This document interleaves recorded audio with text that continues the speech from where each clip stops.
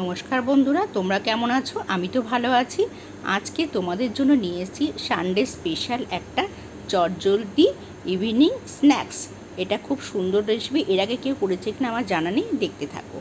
এক বাটি মুড়ি নিয়ে নিয়েছি, দিয়ে দিয়েছি জোয়ান, পেঁয়াজ কুচি, রসুন কুচি, কাঁচা লঙ্কা কুচি, সাদা জিরে, স্বাদ মতো লবণ, জিরের গুঁড়ো, গরম মশলা গুঁড়ো, একটা ডিম আর সামান্য বেসন দিয়ে ভালো করে মেখে রেস্টে রেখে দিয়েছি প্রায় 10 মিনিট।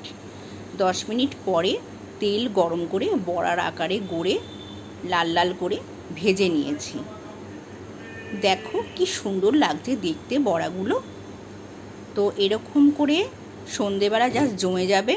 তো আর দেরি কেন, তোমরাও বানিয়ে ফেলো আজকে সানডে ইভিনিং স্ন্যাক্স এবং সবাই মিলে এনজয় করো। আর কেমন লাগলো আজকে রেসিপিটা অবশ্যই কমেন্ট করে জানিয়ে আজ আসি, টাটা।